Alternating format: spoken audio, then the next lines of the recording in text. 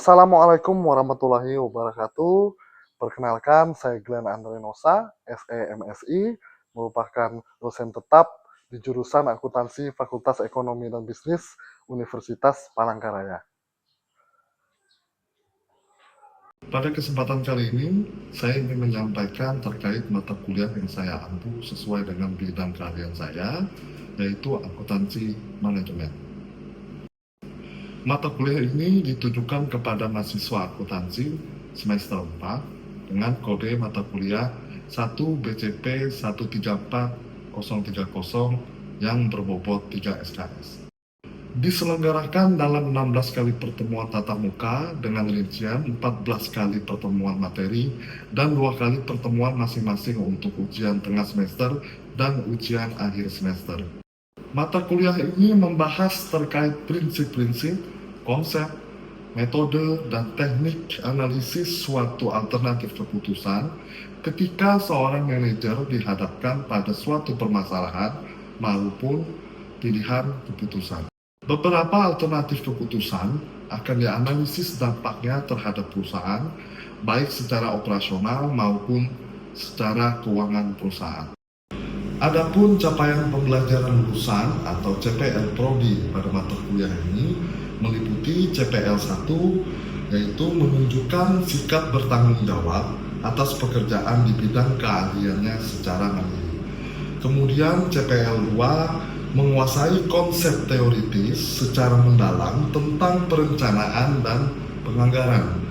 Yang berikutnya CPL 3 yaitu menunjukkan kinerja mandiri, bermutu, dan terukur. Yang terakhir, CPL 4, mampu secara mandiri menyusun dan menganalisis laporan akuntansi manajemen, meliputi perencanaan dan penganggaran, manajemen biaya, pengendalian kualitas, pengukuran kinerja, dan benchmarking yang relevan dan andal dalam mendukung pengambilan keputusan dan pengendalian manajemen dengan menerapkan teknik dan metode akuntansi manajemen. Kemudian capaian pembelajaran mata kuliah yang diharapkan adalah CPMK 1, mahasiswa mampu memahami laporan manajemen dan laporan keuangan serta menganalisis isi dari masing-masing laporan tersebut.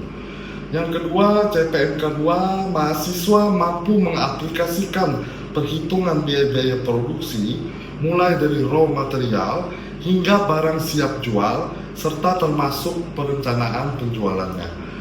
Kemudian CPMK 3, mahasiswa mampu mengevaluasi pengambilan keputusan manajerial terkait dengan keberlangsungan usaha mereka.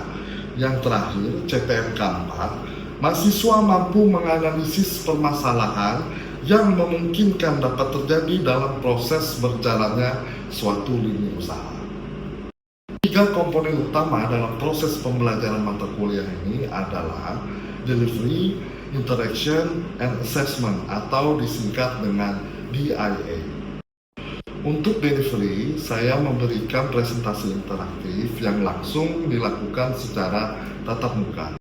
Interaction pada mata kuliah ini melibatkan komunikasi 2 arah antara dosen dan mahasiswa yang dapat berupa diskusi, tanya jawab, maupun kolaborasi.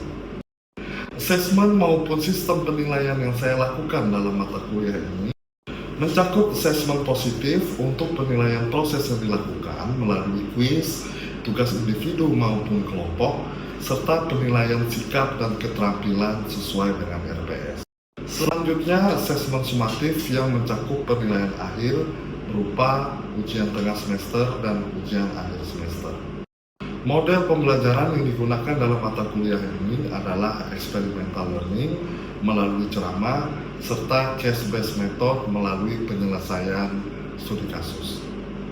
Referensi yang saya gunakan dalam mata kuliah ini dapat berupa buku-buku referensi serta sumber-sumber lain yang relevan, contohnya seperti artikel jurnal.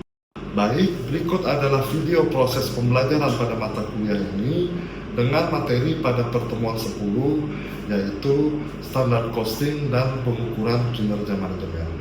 Mari kita simak videonya. Selamat siang teman-teman. Siang. Gimana kabarnya nih?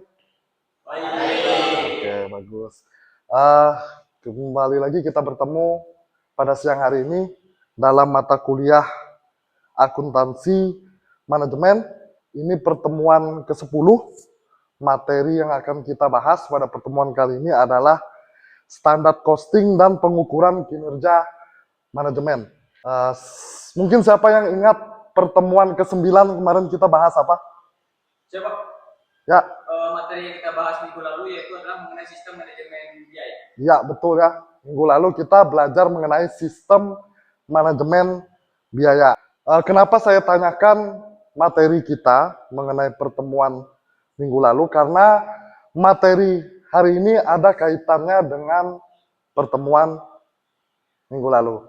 Sebelum kita lebih lanjut mempelajari standar costing, ada learning objectives yang harus tercapai ketika kita mempelajari materi ini. Nantinya setelah teman-teman belajar materi ini, harusnya teman-teman sudah paham 4 poin ini. Learning objektif pertama adalah kita mampu memahami pengertian dari standar, kemudian standar cost, dan standar costing. Itu yang pertama. Yang kedua, kita mampu memahami bagaimana perusahaan menentukan standar per unit. Kemudian learning objectives yang ketiga, kita mampu memahami dan membuat standar cost sheet.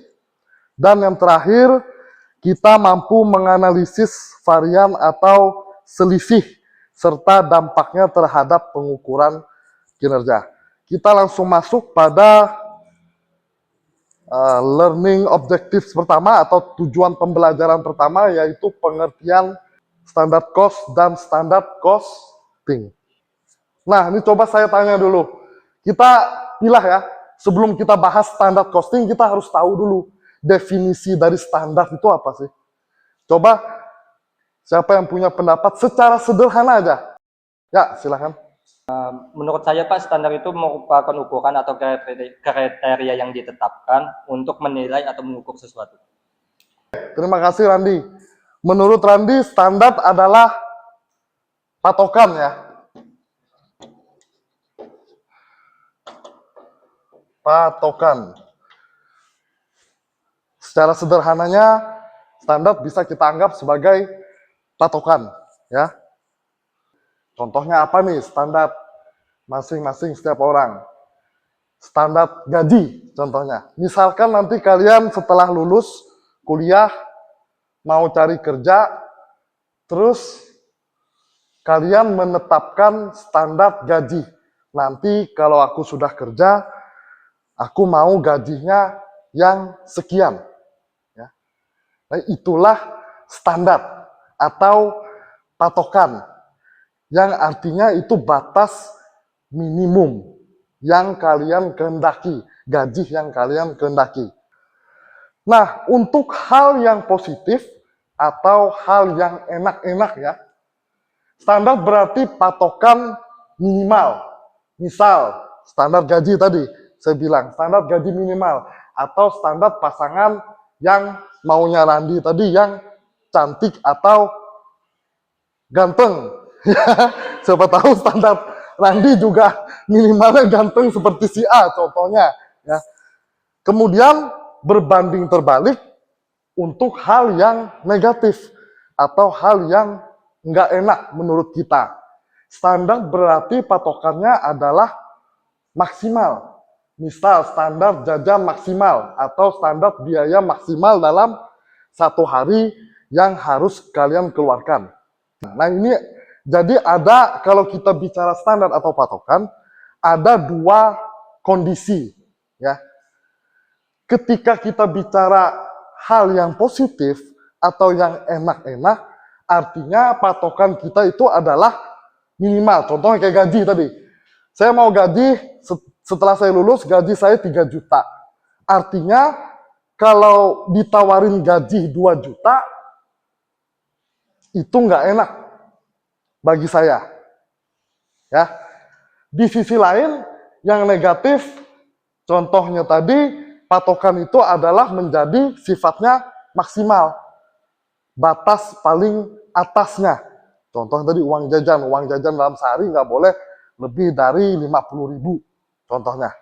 Ya, kalau sampai jajannya lebih dari 50.000 sehari, artinya itu nggak enak. Nanti bisa efeknya, uang jajanku untuk besoknya berkurang budgetnya. Ya, jadi kalau kita ngomong standar atau patokan ada dua kondisi positif dan negatif. Kemudian untuk hal yang positif atau yang enak tadi, melebihi standar berarti sesuatu yang baik, ya. Sesuatu yang baik atau dalam akuntansi manajemen itu istilahnya adalah yang favorable. Di sisi lain, kurang dari standar, misalkan gaji tadi maunya 3 juta tapi ditawarin 2 juta, berarti tidak terlalu disukai atau dalam istilah akuntansi manajemennya adalah unfavorable. Ya, ini untuk kondisi positif. Kemudian untuk kondisi negatif atau yang enggak enak, melebihi standar berarti sesuatu yang tidak disukai. Nah, ini disebut dengan unfavorable, kebalikannya. Ya. Di sisi lain, kurang dari standar berarti lebih disukai atau favorable. Nah, jadi ini dua hal yang berbanding terbalik. Kemudian kita masuk apa itu standar cost dan standar costing. Ya.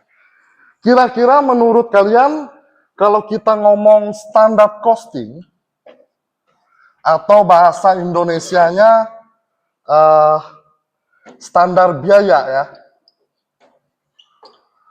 Kita bicara dalam kondisi yang mana tadi? Positif atau negatif? Kalau kita ngomong biaya dalam kondisi negatif ya. Artinya kalau kita ngomong standar biaya atau standar cost itu adalah patokan maksimal yang nggak boleh lebih. Ya. Nah, yang ketiga, perusahaan itu dalam menetapkan standar cost, perusahaan juga bisa bertanya atau meminta masukan dari bagian produksi. Berapa sih?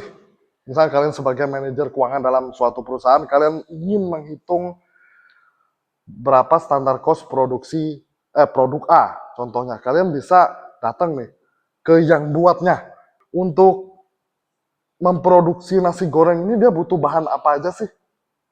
Kalian tanya ke chefnya contohnya ya, kalau kita ngomong hotel tadi ya. Butuh beras sekian, butuh daging sekian, butuh bawang sekian. Nah, itu salah satu cara bagaimana menentukan standar cost dengan langsung bertanya kepada bagian produksi. Contohnya, ini standar cost sheet untuk memproduksi 1 bungkus keripik jagung ya, corn chips. Nah, ternyata untuk menghasilkan 1 bungkus corn chips tadi membutuhkan yellow corn atau jagung kuning sebanyak 18 oz. Ya, kuantitinya 18 oz. Standar harganya berapa? Standar harganya setelah melakukan penelitian terhadap sumber standar tadi, harganya yang ideal adalah standarnya $0,006. Ya, dan informasi lain, misalkan ternyata untuk menghasilkan corn chips dibutuhkan selain yellow corn, dibutuhkan cooking oil sekian, dibutuhkan salt atau garam sekian, dibutuhkan lime sekian, dan juga bags atau kemasannya sekian. Nah, ini setelah kita meneliti sumber standar tadi, barulah kalian buat standar cost sheet. Nah, kita lanjut ke learning objectives yang keempat, yaitu analisis varian dan pengukuran kinerja.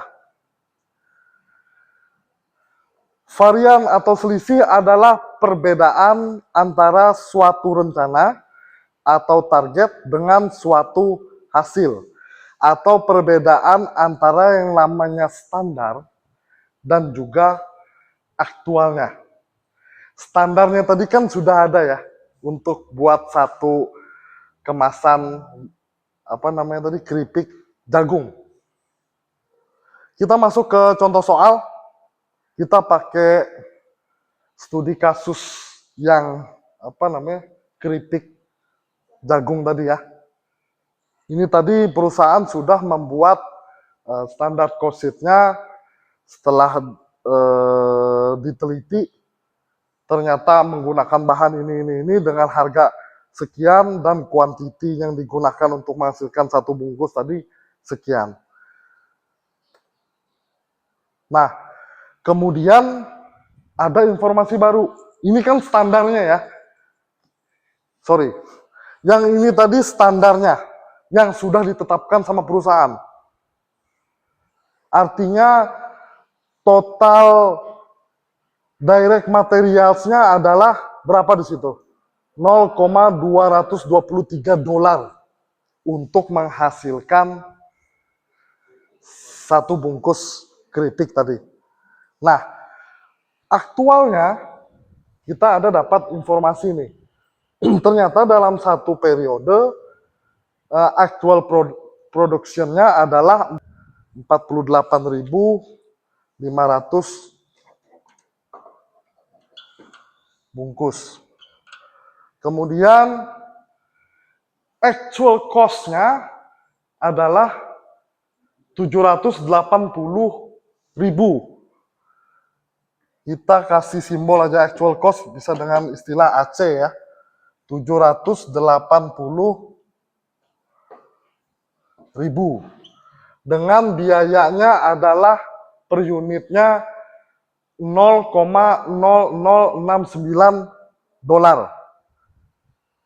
Kemudian standarnya, yang atas tadi aktualnya, standar based on standard cost sheet-nya, untuk menghasilkan 48.500 tadi kan membutuhkan 18 os yellow cone kan? Ya, ini standarnya. Nah, artinya untuk menghasilkan 48.000 bungkus tadi dikali standar 18 os membutuhkan 870 standar cost ya. 873.000 rupiah dengan masing-masing biayanya adalah 0,006. Secara kasat mata aja, kira-kira apa nih yang terjadi ini? Misalkan dari informasi, ini standar, ini aktual ya. Dari informasi biaya aja. Standarnya itu biayanya adalah $0,006. Tapi aktualnya $0,0069. Secara sederhana atau kasat mata, apa yang terjadi?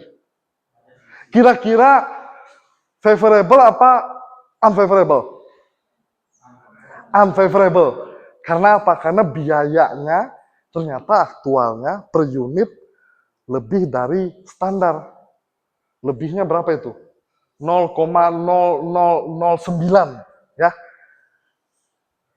Oke, kita coba masuk ke rumus ini, boleh kalian catat rumusnya. Ini rumusnya MPV atau Material Price Variance. Cara menghitungnya kita harus tahu AP. AP ini actual price-nya ya. Kemudian dikurangin dengan SP. SP ini adalah standar price. Kemudian ada juga di situ AQ atau actual apa? Quantity. Nah, ini tinggal dimasukin ya rumusnya. Actual price-nya tadi berapa? $0,0069 ya. Kemudian standar price-nya yang ditetapkan di awal itu adalah 0,0060. Kemudian actual quantity-nya adalah 780.000. Nah, di sini ketemu hasilnya adalah 702, tetapi U ini artinya apa? Unfavorable, ya. Kalau dia favorable, di sini simbolnya adalah F. Ya, itu nanti dicatat ya. Nah, artinya di sini terjadi unfavorable sebesar $702. Karena apa? Karena ini tadi actual price-nya ternyata lebih besar daripada standar price-nya. Sampai sini dapat dipahami? Ya. Ini sederhana ya, sederhana, harusnya mudah sekali untuk dipahami. Jadi sekian untuk materi kita mengenai standar cost dan pengukuran kinerja manajemen. Kita masuk kepada sesi pertanyaan. Silakan, mungkin teman-teman ada yang mau didiskusikan atau ada hal yang kurang jelas yang mau ditanyakan. Saya, Pak. Ya, silakan Gandhi. Dari 3 sumber standar, mana yang lebih baik? Dari 3 sumber standar tadi, coba kita lihat di slide ya, pertanyaan Gandhi. Dari 3 sumber standar tadi, pertanyaan Gandhi, mana yang lebih baik nih untuk menentukan standar cost? Sebenarnya pada praktiknya, standar cost itu kalau kita hanya menggunakan satu dari ketiga sumber ini, akan menghasilkan standar yang tidak ideal. Artinya apa? Kalau disuruh pilih mana yang lebih baik, itu tidak bisa kita lakukan. Apa yang harus dilakukan supaya standar cost-nya jadi tepat? Kita harus menggabungkan ketiga sumber standar ini.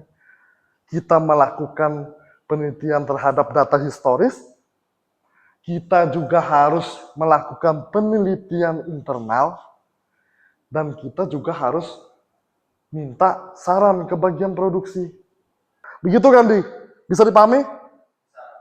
Oke. Next.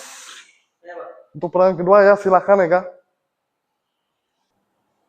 Apakah actual price maupun quantity harus selalu sama dengan standar price maupun quantity yang sudah ditentukan sebelumnya?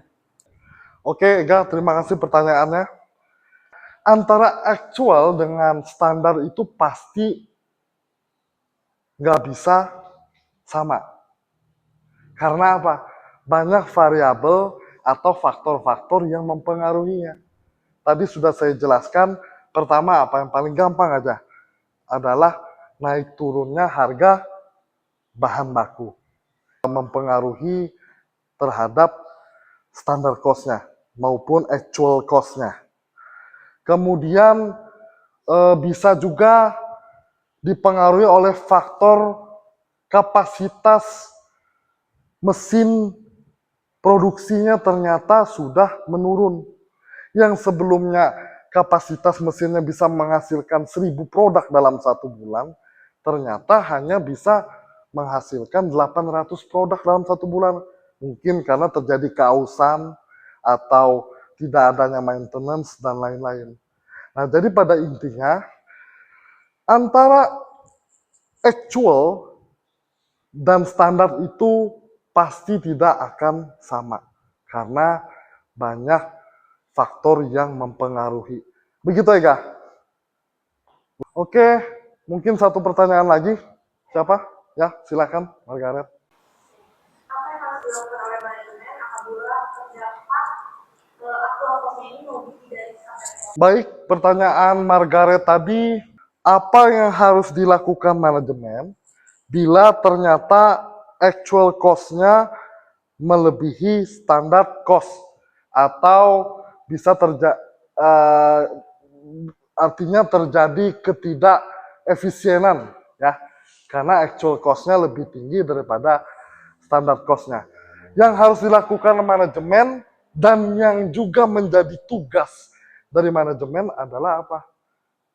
Mengevaluasi, mencari tahu, dan mengidentifikasi mengapa permasalahan tersebut terjadi. Mengapa actual cost-nya kok bisa lebih daripada standar cost-nya? Apa mungkin standar cost-nya yang ditentukan sebelumnya kurang tepat? Atau mungkin memang kegiatan operasionalnya yang tidak efisien? Ya, begitu Margaret. Gimana, bisa diterima? Oke, kita tadi sudah membahas mengenai standar costing dan pengukuran kinerja manajemen. Juga ada beberapa pertanyaan dari teman-teman tadi. Saya harap teman-teman bisa memahami materi pada pertemuan kali ini. Tapi seperti biasa, nanti saya akan kasih tugas, teman-teman bisa kerjakan secara individual.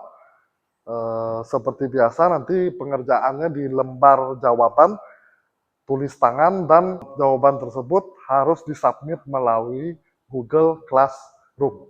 Ya, seperti biasa. Untuk pertanyaannya apa? Bisa dilihat di slide.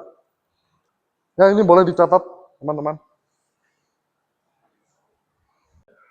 Oke, tugas yang tadi udah dicatat, nanti itu dikumpulkan H-1 ya, seperti biasa sebelum pertemuan ke-11 minggu depan di waktu yang sama dan di kelas yang sama. Sampai ketemu pada mata kuliah akuntansi manajemen.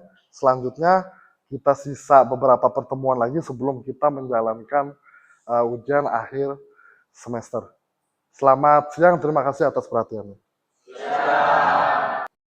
Semoga video ini dapat menjadi pertimbangan yang baik dalam proses penilaian sertifikasi dosen gelombang pertama tahun 2025. Akhir kata saya ucapkan terima kasih. Wassalamualaikum warahmatullahi wabarakatuh.